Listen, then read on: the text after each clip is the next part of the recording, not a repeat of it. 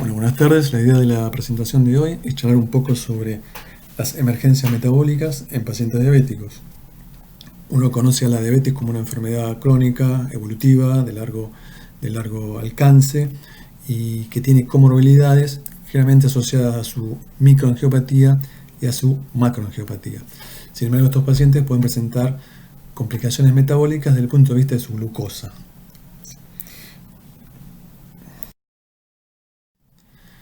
Acá les muestro un poquito la hoja de ruta de la charla, vamos a hablar de definiciones, vamos a dar un pantallazo rápido sobre la fisiopatología, por qué al paciente le pasa lo que le pasa y por qué se presenta como se presenta, y después nos vamos a abocar a el tema de evaluación y tratamiento. Ustedes como médico de emergencia deben haber estado al tanto o han tenido contacto con estas emergencias. Básicamente son dos grandes grupos: la cetoacidosis diabética y el estado hiperosmolar hiperglucémico no cetósico. Estos nombres nos ayudan a entender un poquito qué le pasa al paciente. Cetoacidosis diabética es un paciente diabético que está acidótico por la presencia de cetaniones. Sencillo.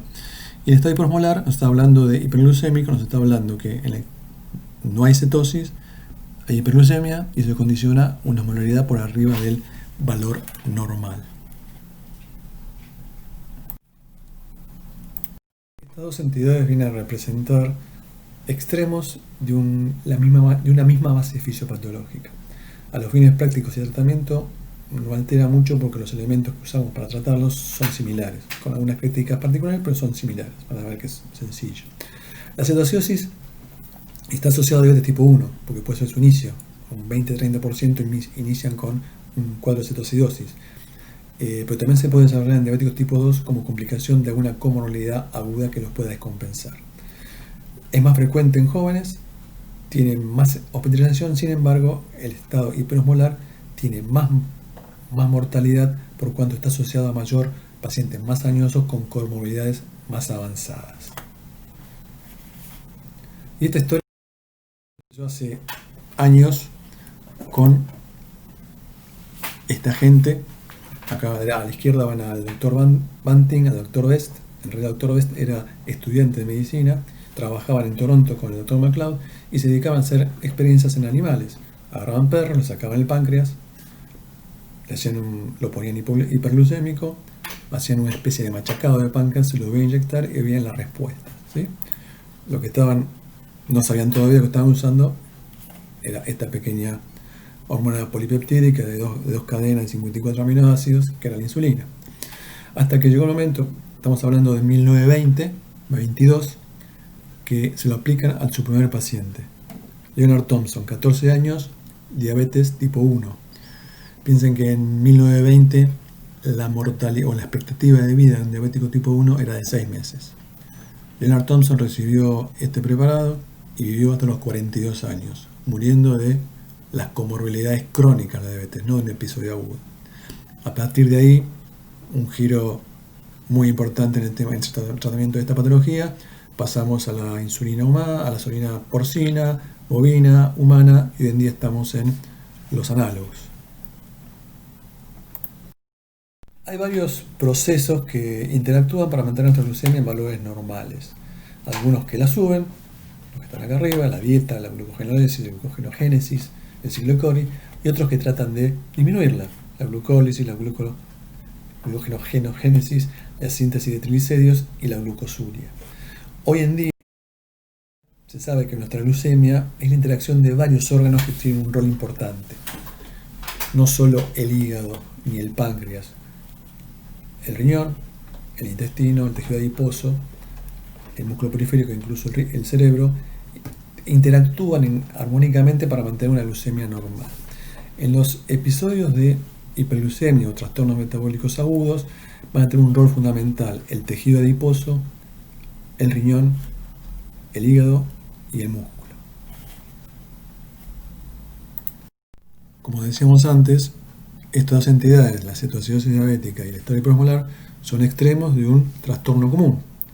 Pero esto es un hecho biológico, por lo tanto no puede ser blanco-negro. Siempre hay evolución y está la variable tiempo en el medio. Por eso van a ver que dice mixto en el medio. Muchos pacientes tienen ciertas características de cetoacidosis, pero no logran entrar en la clasificación pura de cetoacidosis y muchos pacientes tienen características de hiperosmolar pero no logran entrar en el hiperosmolar puro. Por lo tanto, el mixto es una presencia, o se van a encontrar con pacientes que no los pueden clasificar, pero repito, a los fines prácticos de la emergencia, de un médico de emergencia, es lo mismo porque se tratan de la misma forma. ¿Y cuál es la llave que lleva a esto? Básicamente, el déficit total o parcial de insulina o la insulinoresistencia. El déficit absoluto se da en la diabetes tipo 1 y la resistencia, que es la pérdida de respuesta biológica a la presencia de insulina normal, que serían los diabéticos tipo 2, sumado como contraprestación al exceso de glucagón u hormonas de contrarregulación. En este cuadro se integran los procesos metabólicos que sufren estos pacientes. Vamos a tratar de explicarlo en forma sencilla. Fíjense, arriba a la izquierda está el déficit absoluto de insulina y arriba a la derecha el déficit relativo de insulina. Y en el medio, compartido por ambos, el aumento de las hormonas de contrarregulación. Este es el punto de partida inicial. Al no tener insulina, la glucosa no puede penetrar en las células. Por lo tanto, el organismo lo sensa como que no dispone de glucosa. Pone mecanismos o dispara mecanismos para tener glucosa, porque es el sustrato energético más valioso que tiene, el más rápido para consumir. Fíjense la importancia de esto, que el cerebro es un órgano glucosa dependiente, ya lo saben. Para esto aumenta la gluconeogénesis, que es la producción de glucosa a partir de elementos no glucósidos, por ejemplo, los aminoácidos o los ácidos grasos. Sumado a esto, a un aumento de la liberación de glucosa a partir del glucógeno. Necesito glucosa, la libero de los depósitos. Sumado a esto, el uso periférico está disminuido porque no tengo insulina. Esto lo conlleva a la hiperglucemia que tienen estos cuadros. A su vez, el déficit de insulina condiciona la desinhibición de la hormona lipasa sensible, que es una hormona lipolítica, y comienza a producir ácidos grasos. Estos ácidos grasos interrumpen la circulación, llegan al hígado y vamos a ver por qué, entran en la vía metabólica de la cetogénesis, producen cuerpos cetónicos. Los cuerpos cetónicos titulan bicarbonato porque son ácidos para mantener el pH, como ustedes saben, y se genera el consumo de bicarbonato, por lo tanto, la acidosis metabólica. Del lado izquierdo, acá ven del lado derecho, acá ven el déficit relativo de insulina y la cetogénesis es mínima.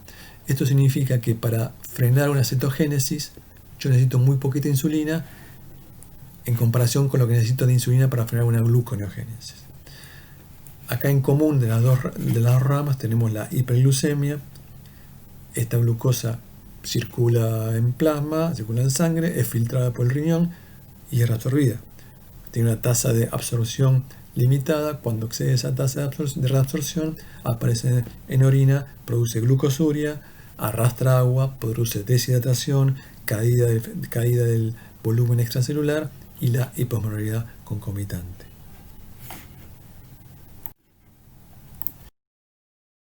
Bueno, acá tenemos un poco el resumen del cuadro, que la insulina de deficiencia o resistencia determina disminución del uso periférico, glucógeno aumentada, aumento de productores gluconogénicos, activación de múltiples sistemas enzimáticos y aumento de síntesis de glucagón. Y fíjense que la energía, ya que no disponemos de energía de glucosa, la energía de dónde la saca para todo este proceso de la oxidación de ácidos grasos que están en exceso.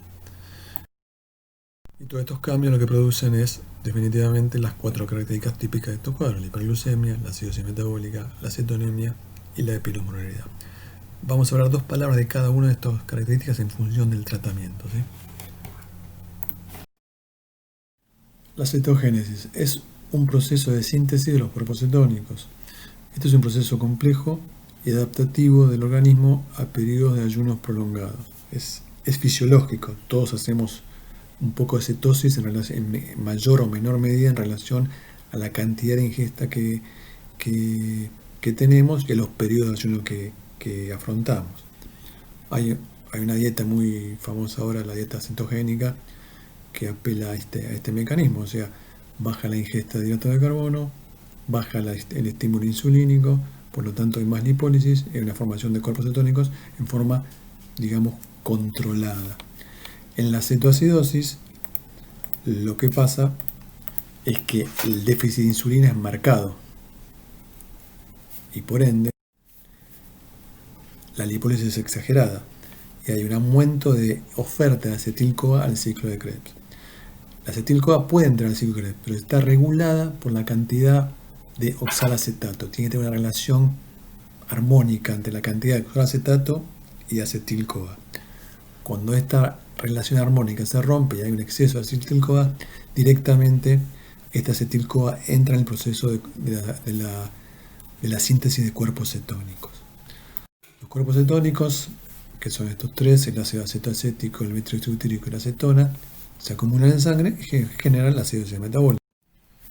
Acá les presento químicamente a los cuerpos cetónicos, aunque en realidad el único cuerpo cetónico es el ácido acetoacético.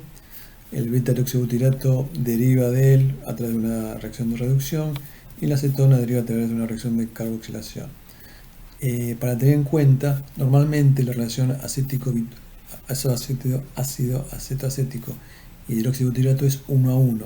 En pacientes muy acidóticos, esta relación se puede romper y predominar muy pesadamente el beta-hidroxibutirato. ¿Y a qué viene esto? Que muchas veces las tiras reactivas de orina usan un método de corregimiento de nitroprusiato que es sensible al acetoacético, poco sensible al beta-hidroxibutirato y nada sensible a la acetona. Entonces puede dar falsos negativos la acetonuria a expensas de un predominio del beta-hidroxibutirato. Por eso no se recomienda la tira de orina como seguimiento o diagnóstico de la acetoacidosis diabética. El otro hecho es que la acetona es volátil y se puede eliminar por pulmón. Es lo que da el aliento cetóxico o, como dice el libro de clínica, aliento a manzanas ácidas que tienen estos pacientes. Dijimos que se puede eliminar por orina y lo más importante es que estos ácidos se pueden oxidar, se pueden metabolizar y regeneran bicarbonato. Por eso se lo llama bicarbonato potencial. Esta regeneración explica por qué un paciente en cetoacidosis diabética que entra con un bicarbonato muy bajo, cuando evoluciona favorablemente, vemos que el bicarbonato sube lentamente, a pesar de no darle bicarbonato externo. Y esta es la explicación. Está regenerando bicarbonato a expensas del metabolismo de los cuerpos cetónicos.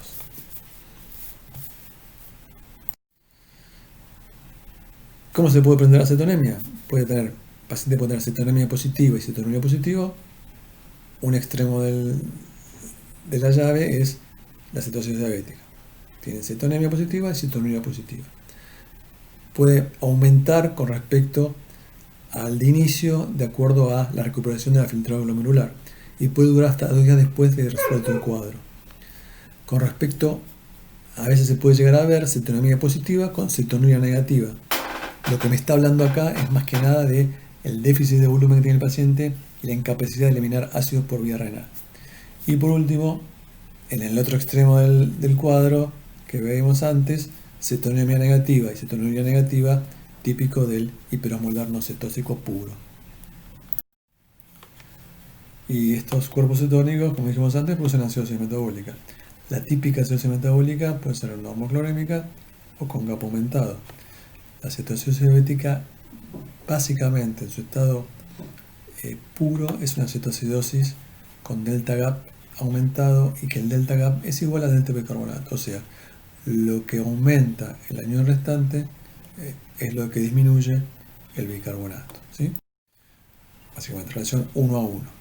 En pacientes con disfunción renal, ya sea por hipovolemia, que en realidad todos los pacientes están hipovolémicos, o tengan enfermedad renal asociada a diabetes previa, pues dijimos que los tipo 2 también pueden tener cetoacidosis, pueden retener una mayor fracción de cetoaniones y pueden presentar una relación aumentada, no 1 a 1, sino mayor. Nos está hablando que hay otro ácido jugando papel en esa circunstancia. Otro puede ser que tenga una acidosis láctea concomitante o un paciente séptico. Con respecto, cuando la función renal está mantenida, se puede eliminar cetoácidos en orina y puede presentar una relación menor a 1. Nos está hablando de una relación, nos está hablando de una acidosis metabólica normoclorémica, con GAP normal o hiperclorémica. Fíjense. Acá en este gráfico podemos ver 3 fases evolutivas en la cetoacidosis. En el cuadro de la izquierda, la fase temprana, hay un volumen extracelular que está casi normal. Se producen los cetosácidos, secretan rápidamente por orina y secretan como sales de sodio y de potasio. Esto hace que disminuya el volumen extracelular y dispare las señales renales para retención de cloruro de sodio. Y se produce, como dice en la base, acidosis hiperclorémica o no, acidosis acidosis anion-gap normal o hiperclorémica, ¿sí? Quizás posiblemente este paciente no llega al hospital, tiene que haber llegado muy precozmente. En el cuadro del medio, ya cuando la cetogénesis hizo más marcada, el volumen extracelular disminuyó el filtrado glomerular, disminuyó la posibilidad de eliminar cetoácidos, sales de cetoácidos por orina, y esto hace que se retengan cetoácidos y se presente como la típica acidosis metabólica con anion-gap aumentado.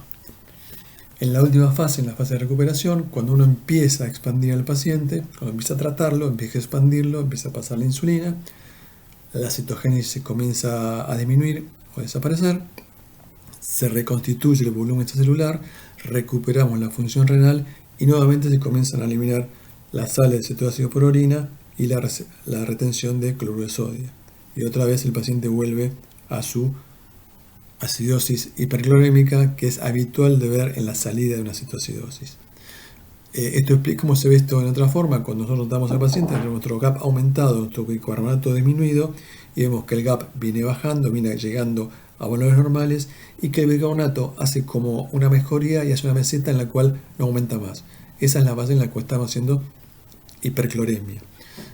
Acá lo que se recomienda es disminuir, ya me estoy adelantando en el tratamiento, pero disminuir un poco la velocidad de infusión y dejar, como dijimos antes, que esos cetoácidos, en vez de ser eliminados por orina, le den tiempo para que se reconviertan en bicarbonato. Como ven, estamos hablando de procesos metabólicos. Todo proceso metabólico se desarrolla en el tiempo. O sea, este proceso de acidosis metabólica, etcétera, se produjo no en 5 minutos, llevó horas. Por lo tanto, cuando yo tomo medidas y quiero revertir este proceso metabólico, también tengo que tomarme un tiempo, no tengo que anticiparme demasiado, sino no logro que el organismo se adapte a los cambios que yo estoy tratando. Un elemento que puede ayudar a entender al paciente es la interpretación del delta GAP del bicarbonato. Cuando esta relación es 1 a 1, hablamos de una acidosis metabólica con anion-gap aumentado, con un filtrado glomerular conservado. Cuando esta relación aumenta, puede haber dos cosas: o que cae el filtrado glomerular porque estamos con pérdida de volumen extracelular, o que tenga una acidosis concomitante, por ejemplo, acidosis láctica sumada. Cuando hay un delta GAP mayor de 2, hay alteración metabólica franca, y cuando el GAP es normal, estamos hablando de una acidosis hiperclorémica. En definitiva, la severidad de la acidosis metabólica depende de la tasa de producción, tiempo de duración, tasa de metabolismo, tasa de excreción. Todo esto son variables de tiempo. Se produjo en un tiempo, debo revertirlo en el tiempo. Y de volumen de distribución. Esto es una relación continente-contenido. Cuanto más chico sea mi volumen extracelular, la acidosis va a ser más significativa, y cuando mejor expandir el paciente, la acidosis va a comenzar a disminuir. Con respecto a la hiperglucemia, el estado hiperosmolar cursa con glucemias mucho más altas que en la cetoacidosis diabética. Se pueden llegar hasta 1 gramo. En la cetoacidosis, entre 350 y 400 miligramos son los que habitualmente encontramos. ¿A qué se deben estas diferencias?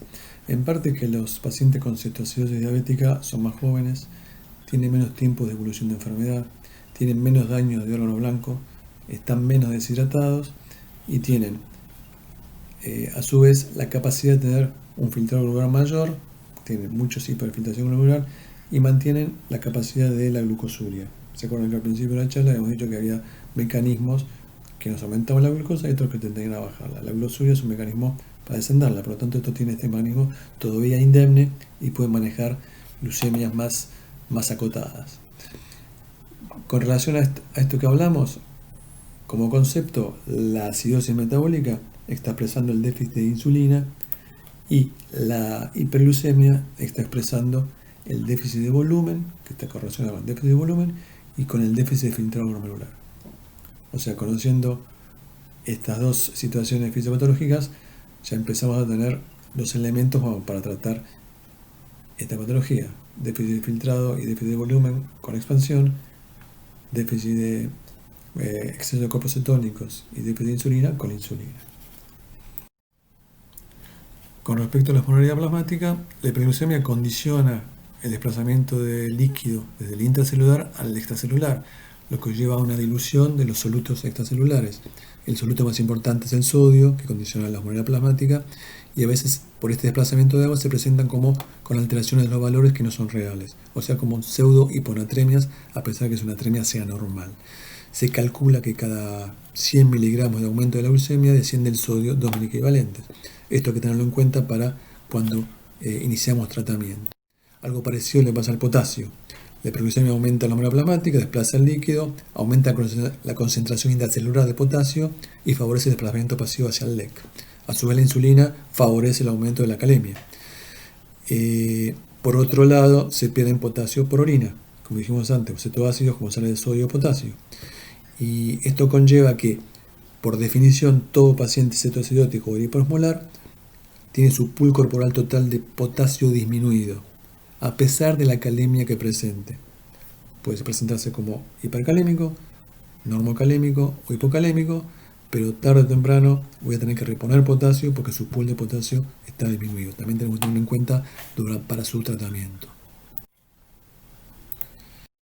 Y por último, un comentario: que todo paciente diabético es un inflamado. El paciente diabético crónico es un inflamado crónico bajo grado. Los pacientes en cetoacidosis tienen un grado de inflamación mayor. Hay circulando citoquinas marcadas, y generalmente cuando uno retoma los valores y controla su estado metabólico vuelve a la normalidad. Pero hay que tener presente que puede ser el momento que destabilice una placa de ateroma coronaria, un cuadro de cetoacidosis descompensado, ¿sí? Bien. Bueno, vamos a ver cómo evaluamos a estos pacientes y cómo los tratamos, que es lo más importante. Vamos a hacerlo a través de la cetoacidosis diabética y vamos marcando las diferencias con el hiperosmolar, ¿sí? Dijimos que la cetoacidosis es un cuadro por déficit de insulina que tiene tres patas: hiperglucemia, acidosis metabólica y cetonemia. Acá le ponemos valor: hiperglucemia mayor de 200, acidosis metabólica 1 micronato menor de 18 y cetonemia positiva. Si mi paciente tiene 200 de glucosa y no tiene acidosis metabólica ni cetonemia positiva, es una hiperglucemia simple. ¿Ok? Factores precipitantes, siempre es importante pensarlos. Los dos primeros se llevan la mayoría de las causas. El abandono de insulina por cualquier causa, justificado o no, lleva a la cetoacidosis. Y el otro tema es que todo paciente diabético es pasible o susceptible o tiene más frecuencia, más incidencia de infecciones. La vía urinaria y la vía respiratoria son las más frecuentes. Después tenemos los eventos agudos mayores: IAM silente o no, ACV, sepsis, pancreatitis, un debut. El debut se da en el 20 a 30% de los casos de cetoacidosis. El debut de la cetoacidosis o la cetoacidosis en los debuts no significa que tenga que ser rápida, puede ser insidiosa, varios días, que el paciente presenta, después de reinterrogando, presenta poliuria, pérdida de peso y resulta que llega al hospital con la cetoacidosis. Otro tema importante son las drogas: el abuso de drogas ilegales, los corticoides, acá los antipsicóticos, y acá tenemos los inhibidores de GLUT2. Esto es un hipoglucemante oral que se usa actualmente, muy moderno, con muy buena beneficio para los pacientes, pero que la reacción adversa o la intolerancia que pueden tener es que desarrollan cetoacidosis diabética. No se conoce muy bien el mecanismo, hablan posiblemente de deshidratación en camino, pero hay que tenerlo en cuenta. Cada vez van a haber más pacientes empiezan a preguntar que están tomando inhibidores son tipo 2 y están tomando este tipo de inhibidores. Y por último, no es frecuente, pero el fallo de bomba de insulina de infusión continua. Hoy en día hay muchos pacientes que tienen bomba de infusión ambulatoria, puede fallar y pueden desarrollar cetoacidosis. Cuando tengan un paciente así, lo primero que hacen es sacar la bomba, cerrarla y tratarla por afuera con la forma habitual.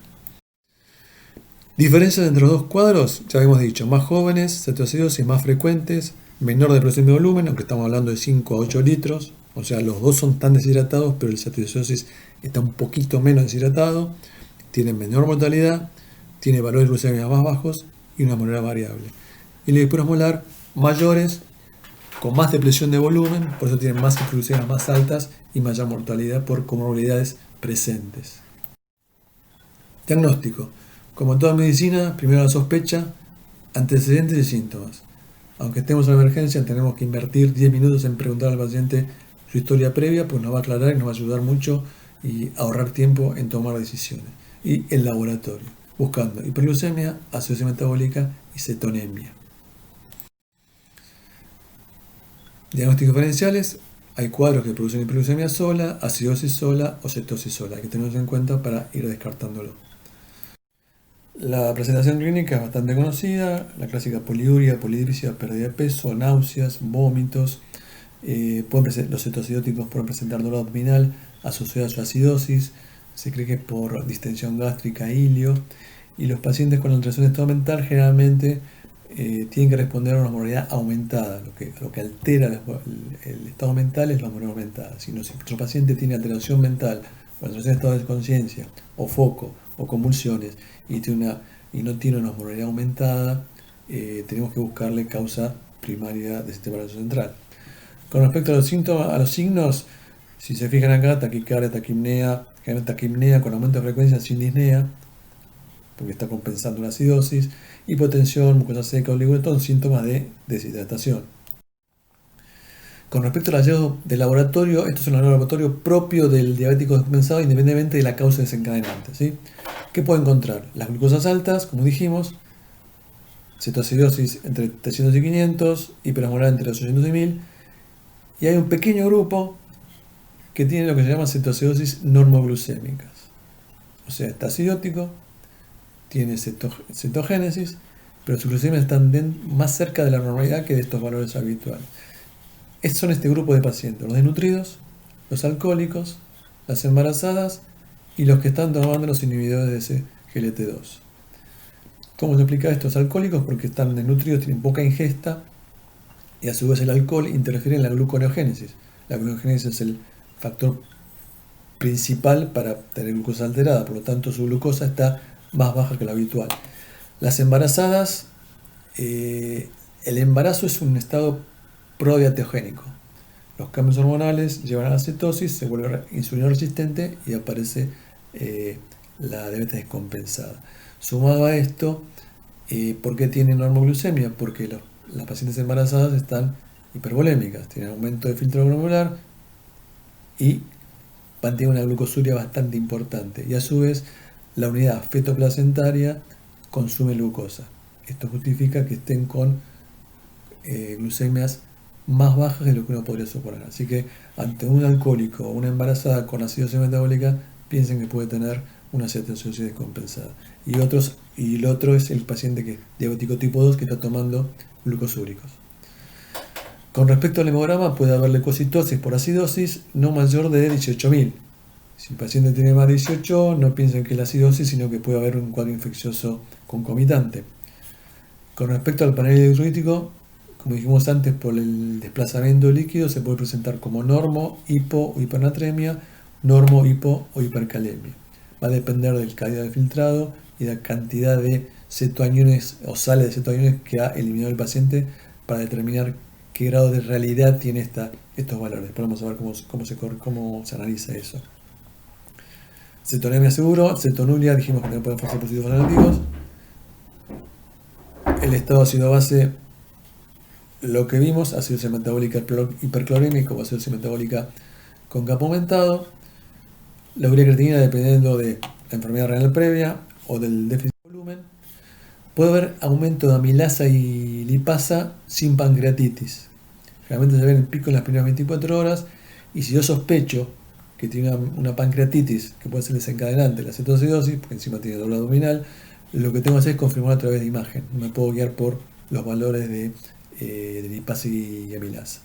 Y por último, hiperlipidemia, pero habitualmente uno no lo pide en agudo, va a estar aumentado. ¿Por qué? Porque tiene aumento de la lipólisis y aumento de ácido graso circular. ¿Cómo las podemos clasificar? Fíjense que acá está el síndrome hiperosmolar, hay varias variables, y de otro lado está la cetoacidosis, que se clasifica en leve, moderada y severa. Si ustedes analizan este cuadro, la glucemia no determina gravedad, lo que sí lo determina es el bicarbonato. O sea, cuanto más acidiótico esté mi paciente, más grave está, más severa su acidosis. Y de hecho, el paciente de que se muere el cetoacidótico se muere de trastornos hidroelectrolíticos y de acidosis metabólica. Bueno, esto es un ejemplo de lo que hablábamos al principio. ¿Se acuerdan que hablábamos que decíamos que la cetoacidosis y la hiperosmolar son dos extremos de un estado fisiopatológico común, pero que muchas veces hay mixtos? En esta punta tenemos el paciente de cetonas positivas, glucemia menor de 800 o de 600, cetoacidosis positiva. Del otro lado, cetonas negativas, glucemias muy altas, hiperosmolar. Y en el medio, un paciente que tiene una glucemia que parece más de cetoacidosis pero no tiene cetonas, y un paciente que tiene cetonas pero tiene glucemias más parecidas al hiperosmolar. Son los mixtos que vemos habitualmente. A los fines prácticos, repito, se tratan igual. Los principios básicos de tratamiento son bastante sencillos. Como todo paciente de emergencia, sostén vital, que va a depender de la presentación. Hay pacientes que vienen caminando con un cuadro de cetoacidosis, otros pacientes que lo trae el familiar porque deterioró el sensor y no entiende qué pasó, y otros pacientes que consultan por la causa desencadenante como prioritaria y no encuentra el cuadro metabólico alterado en la evaluación general. Sostén vital ABC, y después vamos a usar fluidos, reposición hidroelectrolítica, insulinoterapia y la búsqueda y el tratamiento de la causa desencadenante. Van a ver que vamos a reiterar esto en varias oportunidades. Esta es una emergencia que yo digo que trae si uno es prolijo y ordenado, se trata sencillamente y trae satisfacciones, porque un paciente que puede ingresar con deterioro sensorio y a las 8 horas estar sentado leyendo el diario. Una vez que tenemos el diagnóstico, tenemos que tener objetivos terapéuticos sencillos. Un bicarbonato recuperado, más de 15, una glucemia menor de 250, un potasio en valor normal, una osmolaridad plasmática en valor normal, estabilidad hemodinámica y recuperación de la conciencia en caso que haya entrado con alteración de la conciencia, o evitar su deterioro en caso que haya entrado con la conciencia normal. El tratamiento se basa en tres herramientas: fluidos, como dijimos antes, potasio e insulina. Fíjense que yo en el cuadro la insulina está última. Uno suele muchas veces empezar con la insulina, ¿sí? Vamos a ver por qué está puesta así, no está en forma caprichosa. Fluidos, expansión. Fíjense acá encontramos un detalle interesante. Expansión con fluidos endovenosos cristaloides para corregir tanto hipovolemia como la hiperosmolaridad, evidencia grado 1A. ¿Qué significa esto? Todo paciente con una diabetes descompensada, cetoacidosis o hiperosmolar, debe ser expandido. Mi paciente tiene 15 años, es el debut de cetoacidosis, lo tengo que expandir. Mi paciente tiene 50 años y un infarto previo, lo tengo que expandir. Mi paciente tiene 80 años y tiene un hiperosmolar, lo tengo que expandir. ¿Con qué? Con fluidos, con cristaloides. ¿Qué va a cambiar? Quizás cambie no la expansión, sino la cantidad de líquido que pase en relación al tiempo, el fluido, el flujo. Al de 15 años quizás tolere flujos más rápidos y se recupere más rápido en 6 horas. El de 50 llevará flujos más intermedios y llevará 8 o 10 horas. Y el de 80 años, de acuerdo a la tolerancia hemodinámica, lo tenés que expandir más lentamente y llevará 12 horas. ¿Sí? Pero a todos, como evidencia grado 1A, hay que expandirlo. ¿Qué fluidos usamos? Fisiológico, solución fisiológica al medio y dextrosa. Con esto nos arreglamos. ¿Cuándo usamos cada uno? Cuando tenemos un sodio corregido normal o bajo, que ahora vamos a ver qué es, usamos fisiológico al 0,9. Cuando tenemos un sodio corregido alto, bajamos la cantidad de aporte de sodio. Y cuando nuestra glucemia es menor de 250, tenemos que darle dextrosa. Vamos a explicar por qué cada cosa. Potasio. ¿Cuándo repongo potasio? La reposición de potasio puede empezar cuando la alcalemia es menor de 5,3. ¿Esto a qué se debe? Que todo paciente con diabetes compensada es como hemos dicho antes, en su pool corporal de potasio bajo, independientemente de cómo se presente su calemia. Puede ser normal, baja o alta, pero tiene que reponerse potasio. Si el potasio está de menos de 5, se puede empezar, ¿sí? Y si está urinando con más de 30 mililitros, también. Ya hablamos de expansión, hablamos de potasio. Insulina. Fíjense en lo que dice acá. Dice grado 1B. Ya tiene evidencia esto. iniciar con dosis baja de insulina en todo paciente con cetoacidosis diabética moderada o severa, ni siquiera vale las leves, con potasio sérico mayor de 3. O sea, lo que está diciendo, doy vuelta a la frase, no le podemos dar insulina hasta no saber el potasio de nuestro paciente. Porque si el paciente estaba con un potasio limítrofe bajo 1,5, yo doy un bolo de insulina o insulina, la insulina, el efecto que tiene es mover potasio del extracelular al intracelular. Por lo tanto, le voy a dar a la hipocalemia y puedo desencadenar una arritmia. Mientras tanto, cuando un laboratorio, no sé, máximo una hora, supongamos que tarda una hora, llegó mi paciente, empecé a expandirlo, tengo una hora para saber el potasio y puedo esperar con la insulina. ¿Qué insulina se usa? Corriente y ahora las más modernas, los análogos ultra rápidos. Tratamiento de elección. Infusión continua endovenosa con bomba de infusión continua. Esto es lo que logra niveles más parejos de insulina, respuestas más graduales y respuestas más homogéneas, evita la hipoglucemia. ¿Qué pasa si estoy en una sala de emergencias aislado y no tengo bomba de insulina? ¿Se puede empezar de otra forma? Sí, se puede usar subcutánea. Pensemos que es un paciente que está hipovolémico, su perfusión periférica va a estar alterada y su absorción va a ser errática. Quizás al principio del tratamiento no tenga mucha implicancia, pero cuando nos acerquemos a límites de su glucemia, le podemos provocar una hipoglucemia. Pero si se puede empezar, se puede empezar. Y otra cosa importante, cuando yo instalé un goteo de insulina, que lo voy modificando hora a hora, cuando ya llegué a objetivos y quiero retirarlo, tengo que empezar primero con la dosis basal de insulina basal que va a tener el paciente y después de 90 minutos retirar la bomba de infusión. Pues si no, corro el riesgo de volver a tenerlo en cetoacidosis.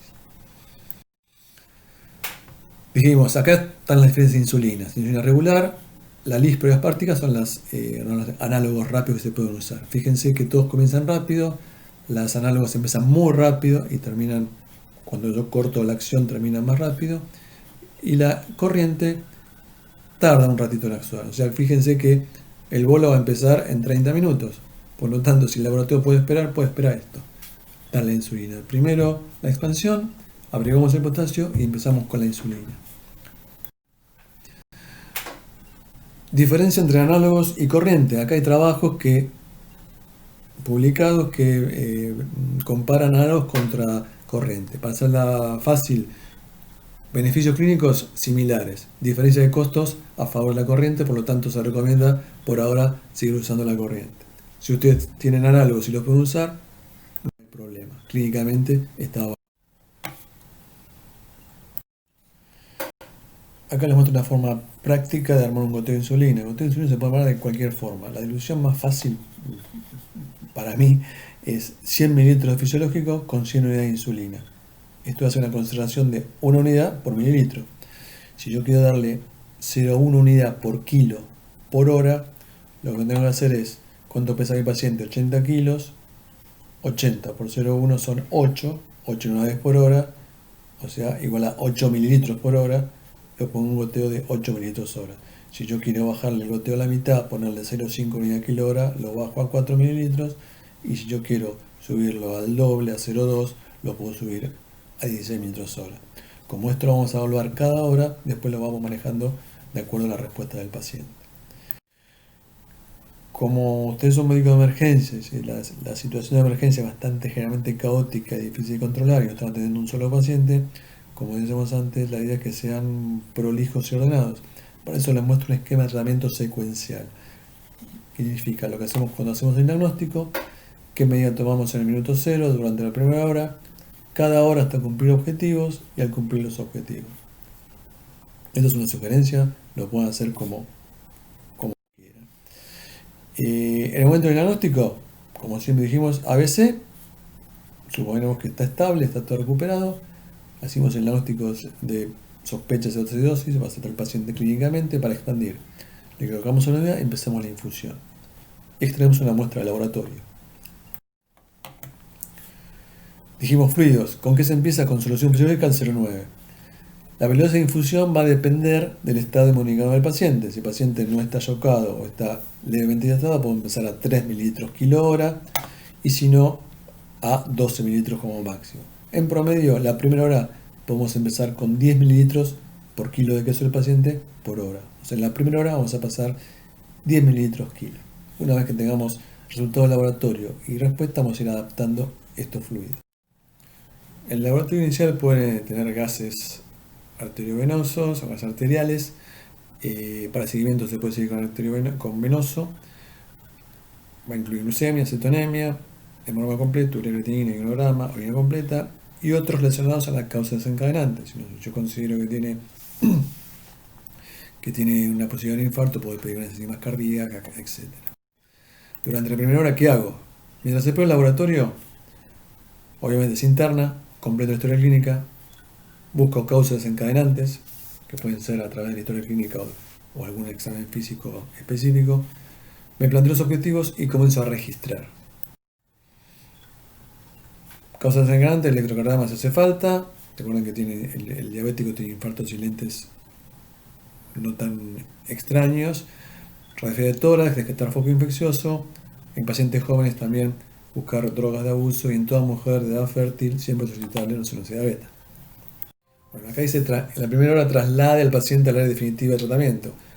Esto sería terapia intensiva. ¿Por qué? Porque es un paciente que puede estar chocado, con acidosis hepática severa, con trastornos críticos y necesita un monitor y control continuo. La verdad, la realidad de nuestro país es que las terapias intensivas están colapsadas, no ahora por el tema de la pandemia, pero habitualmente funcionan colapsadas como funcionan colapsados los servicios de emergencia. La realidad es que uno llega al paciente, comienza el tratamiento y hasta que libera cama de terapia y lo puede trasladar, pasaron 8 horas y resulta que en 8 horas ya el paciente no es el mismo que entró. Y cuando llega el terapista, resulta que tenemos un paciente que en vez de tener 6 de bicarbonato, 3 de bicarbonato, tiene 18 de bicarbonato, está sentado y está queriendo comer. Lo concreto es que lo que necesita el paciente es el concepto de terapia intensiva, en el sentido de que es un paciente que cuando ingresa requiere cuidado, requiere un control hora a hora hasta que el paciente vemos que los objetivos se van cumpliendo, que el paciente sus parámetros vienen mejorando y no hay compresiones clínicas. No es una terapia intensiva como área física, sino como actitud de tratamiento, digamos.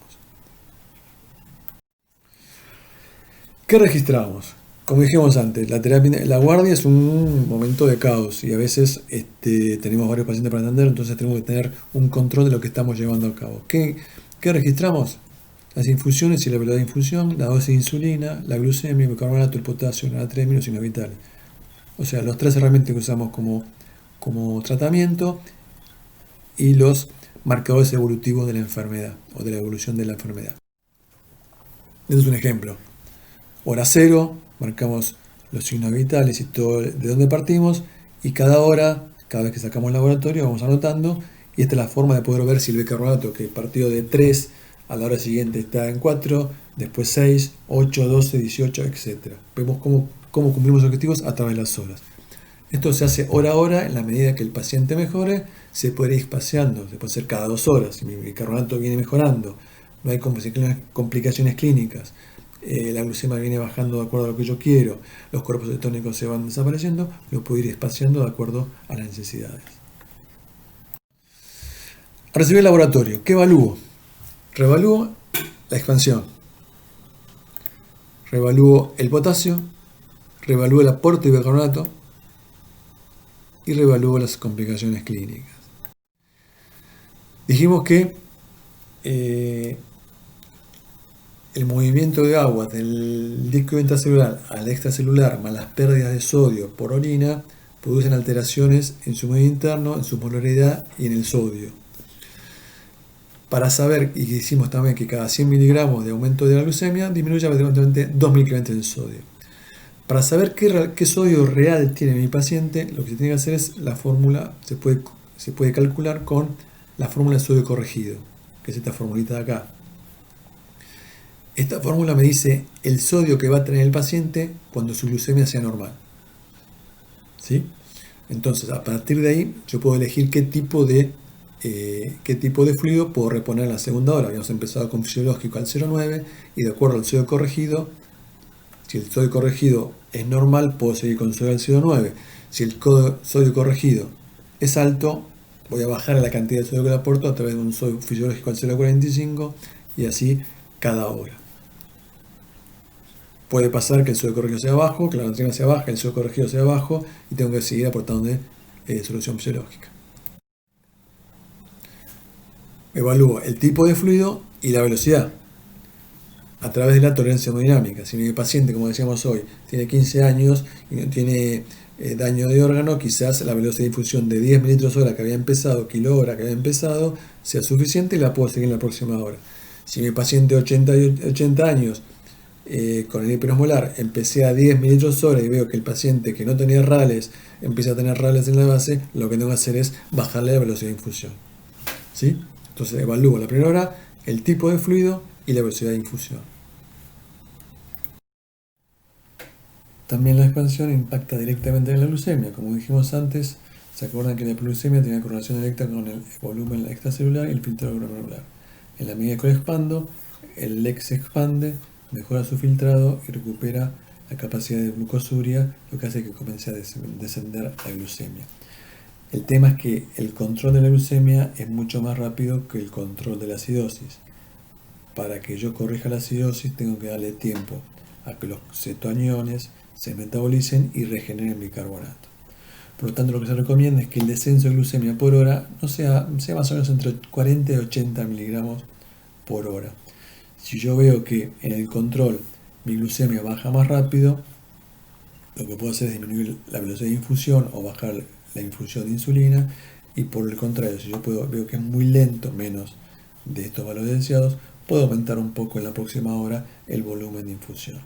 Así cada hora evalúo esto.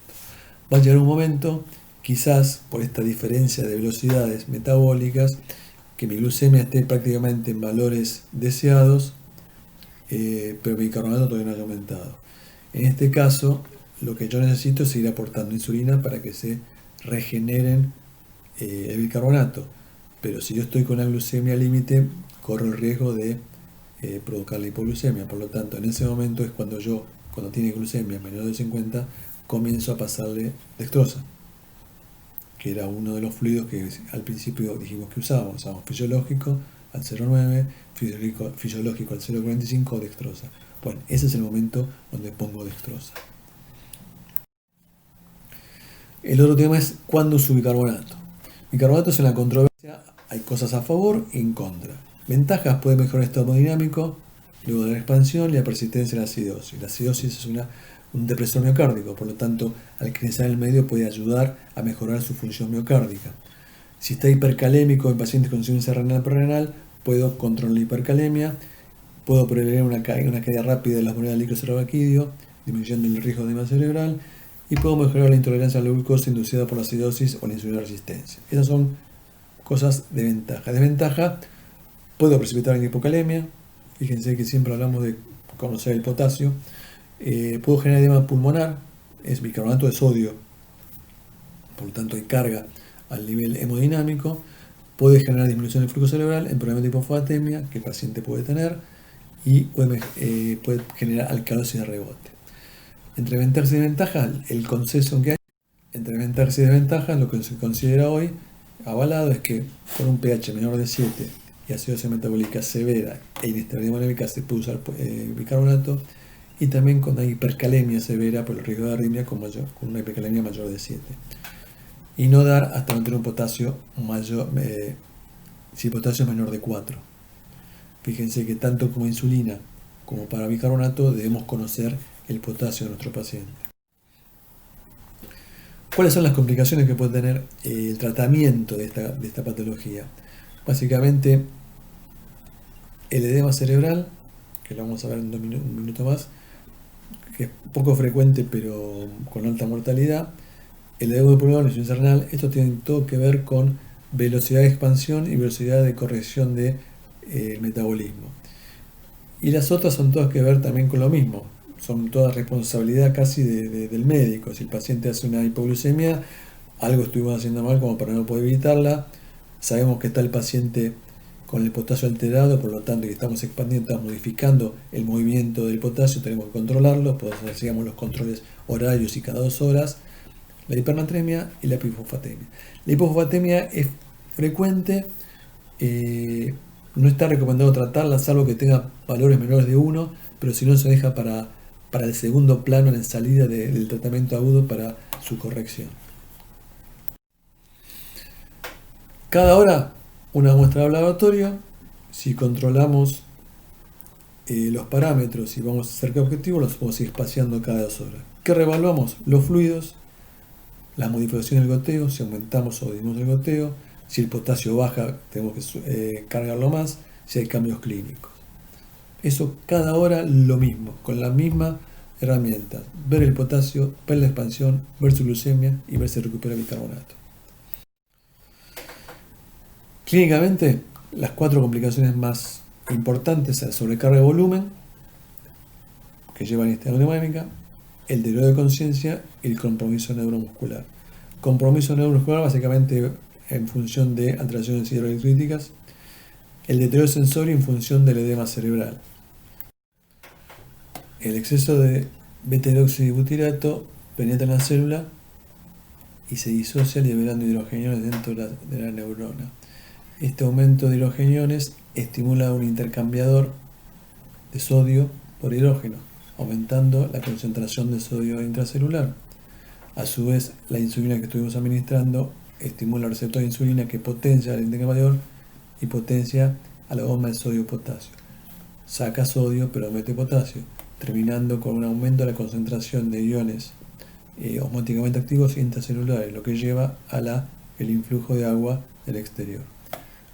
Todo este proceso lleva tiempo y si uno lo trata de revertir demasiado rápido, no logra la adaptación neurológica a estos cambios.